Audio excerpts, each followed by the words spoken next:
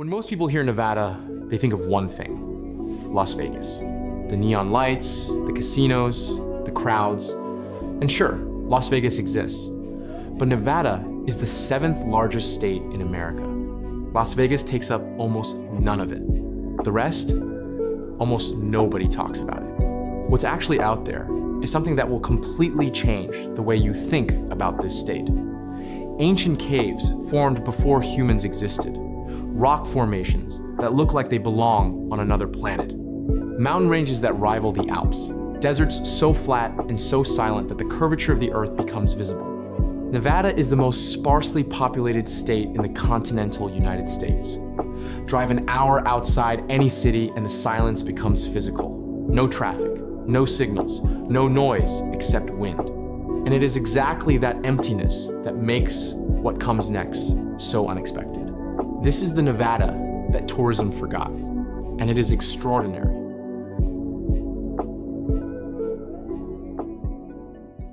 In 1931, the United States decided to do something that had never been done before. Build a dam so large that it would hold back an entire river. A dam tall enough that dropping an object from its crest, it would take 6 seconds to hit the water below. A dam that would create a reservoir stretching 112 miles into the desert, the largest artificial lake in the United States at the time of its completion. They would build it in one of the most remote and inhospitable corners of the American Southwest, in temperatures that regularly exceeded 120 degrees Fahrenheit, with a workforce of thousands of men who had no choice but to make it work. They called it Hoover Dam, and it changed everything. The Colorado River had been running through the American Southwest for millions of years, carving the Grand Canyon, flooding its banks unpredictably, and flowing largely unchecked to the Gulf of California. By the early 20th century, the 7 states that depended on the river for water had a problem. The river was too powerful to control and too unpredictable to rely on. Floods destroyed farmland. Droughts threatened cities. Something had to be done. The solution was audacious. Engineers chose a narrow canyon on the Nevada-Arizona border, Black Canyon, where the walls of solid rock could anchor a structure of unprecedented scale. The design called for an arch-gravity dam, a curved wall of concrete that would transfer the weight of the water into the canyon walls themselves. The math worked on paper. Nobody had ever built anything like it in practice. Construction began in 1931 and finished in 1936, 2 years ahead of schedule. At its peak, more than 5,000 workers were on site simultaneously. 3 shifts, 24 hours a day, for 5 years straight. The concrete was poured in interlocking columns, cooled by pipes carrying cold water. Without that system, engineers calculated, the concrete would have taken 125 years to cool on its own. 112 workers died during construction. Their names are recorded on a memorial at the dam site. The result is a structure that still produces a specific kind of awe. Standing on the crest of Hoover Dam and looking down at the Colorado River 726 feet below, the scale becomes physical, something felt in the body rather than understood by the mind. The dam face curves slightly, following the arch design that transfers the load into the canyon walls. The water on the upstream side is a deep blue-green, held back by 4.4 million cubic yards of concrete. On the downstream side, the river emerges from the base of the dam, white and cold, released from the penstocks that channel it through the turbines inside. Those turbines are the reason the dam was built. Hoover Dam was the largest hydroelectric facility in the world when it was completed, and for decades, it powered the growth of Las Vegas, Los Angeles, and Phoenix simultaneously. The electricity it generates today still powers over 1 million homes across Nevada, Arizona, and California. The water it stores supplies drinking water to approximately 25 million people across the American Southwest. Lake Mead, the reservoir created by the dam, stretches 112 miles upstream into Nevada and Arizona. At full capacity, it holds enough water to cover the entire state of Pennsylvania to a depth of 1 foot. In recent years, drought has reduced the lake to historically low levels, exposing bathtub rings of white mineral deposits on the canyon walls that record decades of declining water. The rings tell a story that no dam can hold back a story about water, climate, and the limits of engineering in a drying landscape. But the dam itself stands exactly as it was built. The same concrete, the same turbines.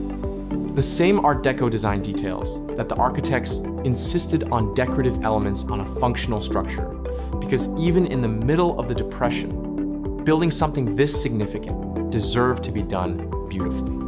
Hoover Dam is not a natural wonder. It is a human one. And in a state full of landscapes that existed long before people arrived, that distinction matters. There are places on this planet that look like they were designed by something that had never seen Earth before. Valley of Fire is one of them. Located just an hour north of Las Vegas, close enough to see the glow of the city on the horizon at night, Valley of Fire State Park contains some of the most visually extreme landscape in North America. The rocks here are not red. That word is insufficient. They are crimson, scarlet, burnt orange, deep burgundy colors that shift with the angle of the sun and the time of day, moving through a spectrum that no single photograph has ever fully captured. At sunrise, the formations glow as if lit from within. At noon, they burn. At sunset, they become something closer to molten metal than stone. The geology begins 150 million years ago, when this region was a vast desert of shifting sand dunes, an ancient Sahara that covered much of what is now the American Southwest. Those dunes were buried, compressed, and cemented over millions of years into Aztec sandstone. Then tectonic forces pushed the rock upward, and erosion went to work. Wind and water carved the sandstone into arches, domes, narrow canyons, and towering fins, shapes that seem structurally impossible until you realize they have been standing for longer than humans have existed. The iron oxide in the rock is what creates the color, the same compound that makes rust red, but the concentration varies throughout the formation, which is why the colors are never uniform. Walk 50 meters, and the rock shifts from deep red to white to pink. The variation is not gradual, it is abrupt, like someone changed their mind midway through painting. The park's most famous formation is Firewave, a swirling pattern of red and white sandstone that looks less like a natural feature and more like a painting executed at geological scale. The layers of color curve and fold across the rock surface in patterns that defy easy explanation. Photographers travel from across the world to shoot it at sunrise, when the low light turns the colors nearly fluorescent. Even then, the images rarely do justice to standing inside it. Elephant Rock, Arch Rock, the beehives, the park is full of formations that have been shaped by erosion into recognizable forms. But it is the unnamed rocks that are often the most striking. Massive rounded domes of red sandstone clustered together like something organic like eggs, or cells, or planets viewed from very close. The scale shifts constantly. From a distance, the formations look manageable. Standing at their base, they are enormous. Human presence here goes back at least 3,000 years. The ancestral Puebloans, the people who built the cliff dwellings at Mesa Verde and Chaco Canyon, passed through this landscape and left their mark on it. Petroglyphs carved into the dark desert varnish on rock faces throughout the park show bighorn sheep, human figures, and geometric patterns whose meaning has never been fully decoded. Some of the carvings are so precise, so carefully executed, that they clearly took significant time and skill. People stopped here, looked at these rocks, and felt compelled to leave something behind. The impulse is understandable. The wildlife has adapted to one of the most extreme environments in North America. Desert bighorn sheep navigate the vertical rock faces with an ease that seems physically impossible. Mojave desert tortoises move slowly through the scrub, carrying shells that can live for over 100 years. Roadrunners, real ones, not cartoons, sprint across the sandy flats at speeds that seem excessive for a bird that rarely flies. Summer temperatures in Valley of Fire regularly exceed 120 degrees Fahrenheit. The park does not close, the rocks do not cool. Visitors who arrive unprepared leave quickly. Those who come in the early morning hours of spring or fall, when the air is cool and the light is perfect, find something that feels almost private, a landscape of impossible color and scale, largely empty, 1 hour from one of the most crowded cities in America. That contrast between what Las Vegas is and what exists just beyond it is the most Nevada thing imaginable.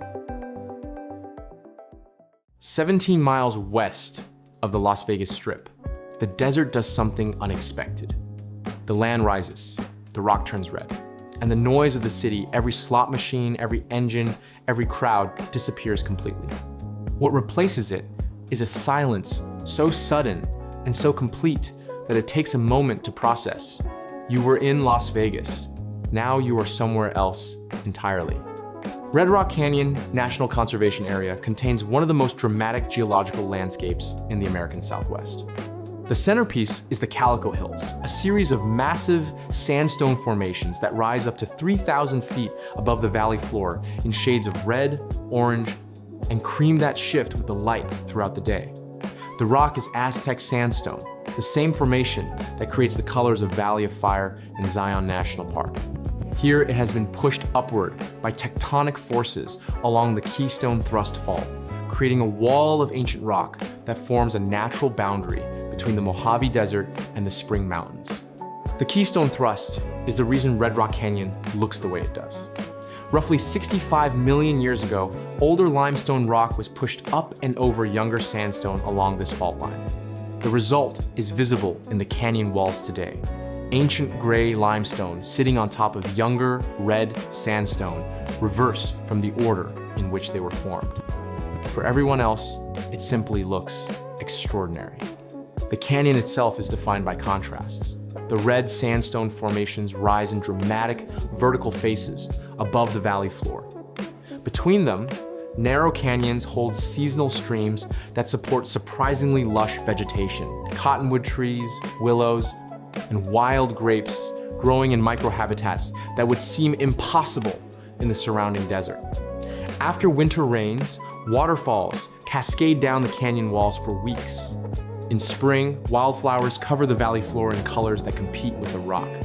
Wildlife here is abundant and surprisingly easy to see.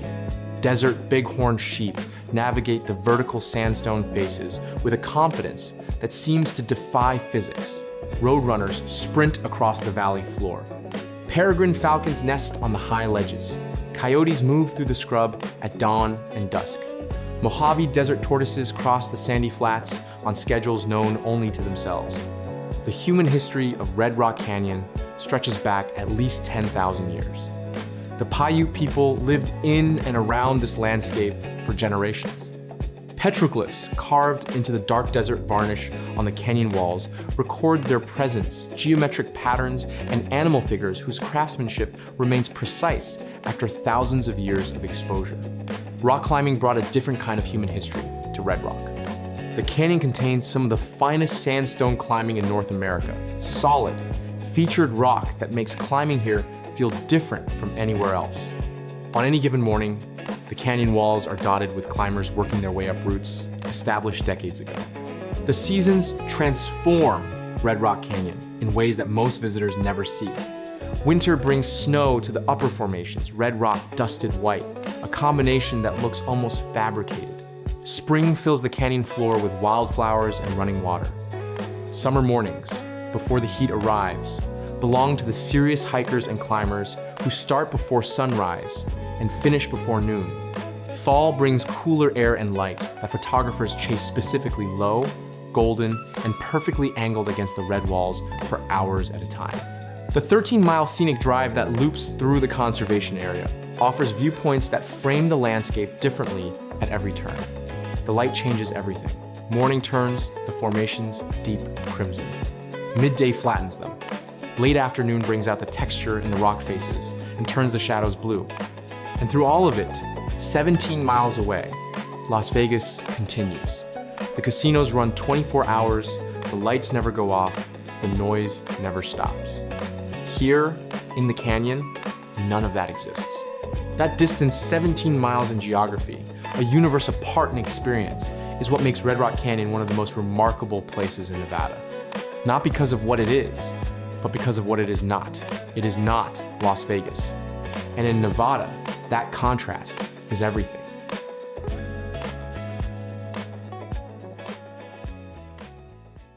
Ask most Americans to name a mountain range in Nevada, and they will stare at you blankly.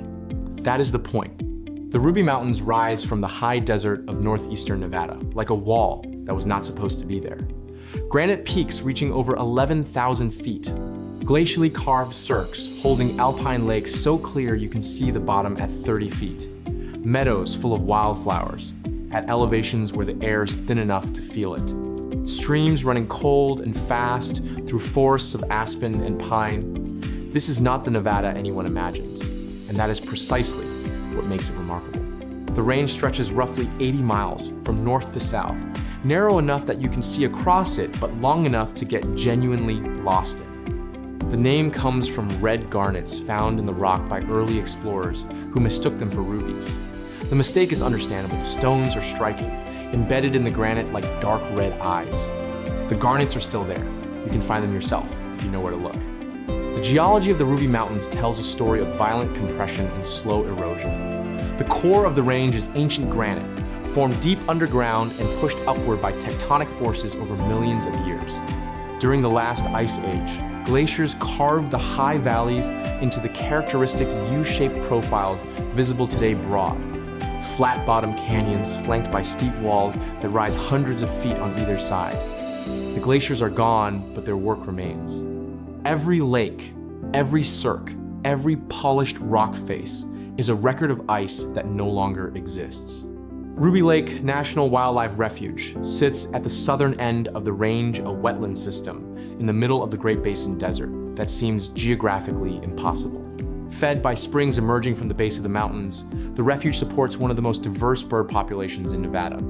Sandhill cranes, trumpeter swans, white-faced ibis, and dozens of species of ducks and shorebirds use the refuge as a stopover during migration. Standing at the edge of the marsh, with the Ruby Mountains rising behind it, surrounded by the calls of birds in every direction, the contrast with the surrounding desert becomes almost surreal. The Rubies are one of the premier fly fishing destinations in the American West. Lemoy Creek and the streams draining the high valleys hold populations of Lahontan cutthroat trout, the native trout of the Great Basin, a fish that survived the drying of ancient Lake Lahontan and adapted to the cold mountain streams that remained. Catching one feels like handling something prehistoric. The fish are wild, wary, and beautiful dark spots on golden flanks, a red slash mark beneath the jaw that gives the species its name. Hiking in the Ruby Mountains means having trails largely to yourself. The Lamoille Canyon Scenic Byway climbs into the heart of the range and ends at a trailhead where routes branch off toward the high country. In summer, the canyon is genuinely alpine cool air, rushing water, wildflowers covering the meadow floors. In fall, the aspen groves turn gold in a display that rivals anything in Colorado or Utah, but draws a fraction of the visitors. In winter, the mountains receive enough snow that a small heli-skiing operation has run here for decades, dropping skiers onto untouched powder in terrain that most of the skiing world has never heard of. The wildlife reflects the range's position at the intersection of desert and mountain. Pronghorn graze the foothills. Mule deer move between the high meadows and the valley floors with the seasons. Mountain lions move quietly through the terrain at night, tracking deer through snow.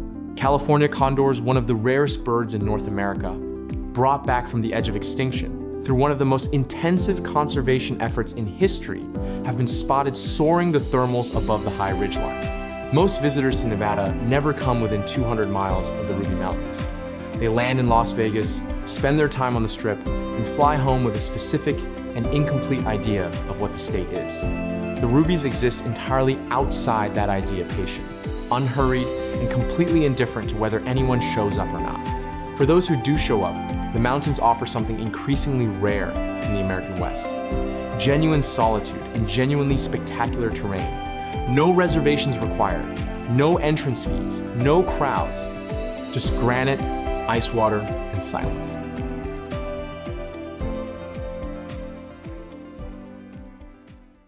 Everyone knows Lake Tahoe, or thinks they do. The postcards show the California side, South Lake Tahoe, the ski resorts, the casinos on the state line, the crowded beaches in summer. That version of Tahoe is real. It is also not the whole story. The Nevada side of Lake Tahoe is a different place entirely. fewer roads, fewer people, longer stretches of shoreline where the only sound is water moving against rock. The lake itself does not change. At the state line, the water is the same impossible blue. The mountains are the same granite peaks, but the experience of being there changes completely. Cross from California into Nevada, and the crowds thin, the parking lots empty, and something that was almost overwhelming becomes something almost private. The water is the first thing that stops you. Lake Tahoe contains roughly 39 trillion gallons of water, enough to cover the entire state of California to a depth of 14 inches. It is the largest alpine lake in North America by surface area, and the second deepest lake in the United States, reaching 1,645 feet at its deepest point. The clarity of the water is legendary. Historically, you could see objects at depths of over 70 feet. In recent decades, algae growth, driven by nutrient runoff, has reduced that clarity somewhat, but on a calm morning, looking down from a kayak into water this blue and this clear, the bottom still seems impossibly far below. The color comes from the depth and purity of the water. Deep water absorbs red and yellow wavelengths of light and reflects blue. The purer the water, the more intense the effect. Tahoe's water is so pure that it was once used as a reference standard for water clarity measurements. Standing at the edge and looking out, the color shifts from pale turquoise in the shallows to a deep cobalt in the center that does not look like water at all. It looks like sky that somehow ended up at ground level.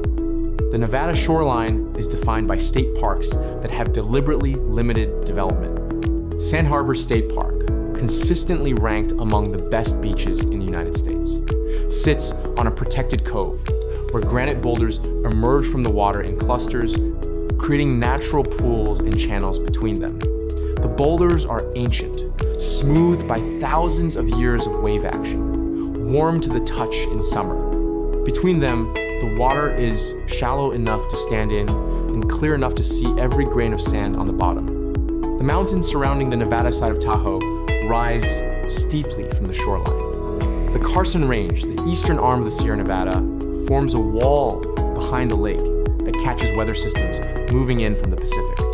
In winter, snowfall here is measured in feet per storm rather than inches. The ski resorts on the Nevada side are smaller and less famous than their California counterparts, which means shorter lift lines, lower prices, and terrain that feels less like an amusement park and more like actual mountain skiing.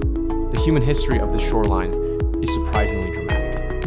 In the 1860s, the timber industry stripped the surrounding mountains nearly bare to provide wood for the silver mines of the Comstock Lode, one of the largest silver discoveries in American history, located just over the mountains in Virginia City.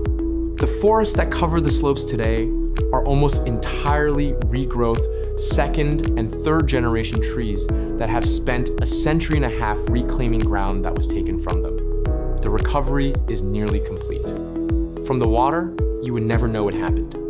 Wildlife in the lake and surrounding forest is abundant. Osprey patrol the surface, dropping into the water feet first to take fish with a precision that seems mechanical. Black bears move through the forest margins at dawn and dusk, following seasonal food sources between elevation zones. Marmots occupy the rocky outcroppings above the tree line, fat and unhurried, apparently unconcerned by the altitude or the cold. At sunset, the Nevada side of Lake Tahoe does something that photographs consistently fail to capture. The light drops behind the Sierra Nevada to the west, and for a period of perhaps 20 minutes, the mountains go dark while the lake continues to hold the color of the sky, reflecting pinks and oranges and finally deep purples that have no name. The water keeps the light after the land has given it up. It is the kind of ending a place earns after a very long day.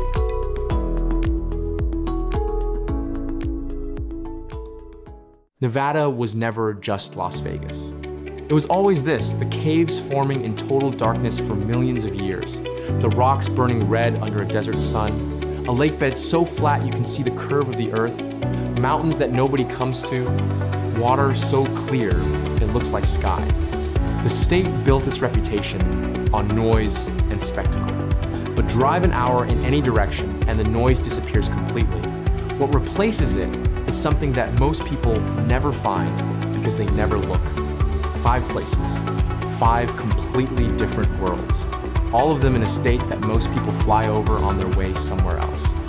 All of them waiting, patient and unhurried, for the people curious enough to leave the highway and see what Nevada actually is. That is Nevada's greatest trick. It hid the best parts of itself in plain sight, behind a reputation that kept everyone looking the other way. Now you know where to look.